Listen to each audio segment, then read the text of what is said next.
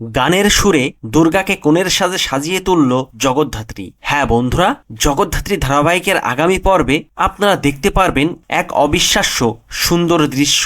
গায়ে হলুদের আনন্দ শেষ হতেই মুখার্জি বাড়ি জেগে উঠেছে নতুন উচ্ছ্বাসে। দুর্গা ও ঋষভের বিয়ের আয়োজন যেন পুরো পরিবেশকে এক নতুন উৎসবের রঙে রূপ দিয়েছে। মুখার্জি বাড়ির প্রতিটি কোণা আলো আর হাসির ঝলকানিতে ভরে উঠেছে। এমন সময় দেখা যায় জগদ্ধাত্রী দুর্গাকে নিজের হাতে কোণের সাজে সাজিয়ে তুলছে। মাথায় টিপ, হাতে চুড়ি আর গলায় মালা পরিয়ে দুর্গাকে সাজিয়ে দিচ্ছে জগদ্ধাত্রী, যেন এক মা নিজের মেয়েকে বিদায়ের আগে শেষবারের মতো আদর দিয়ে ভরিয়ে দিচ্ছে। অন্যদিকে ঋষভও বরের সাজে খুব সুন্দর করে সেজে মুখার্জি বাড়ির দরজায় এসে হাজির হয়েছে। আর ঋষভ বরের সাজে মুখার্জি বাড়ির দরজায় আসতেই চারিদিকে বেজে ওঠে উলুধ্বনি। এরপর দুর্গা কোণের সাজে নিচে নামতেই শুরু হয় বিয়ের আনন্দমুখর পরিবেশ।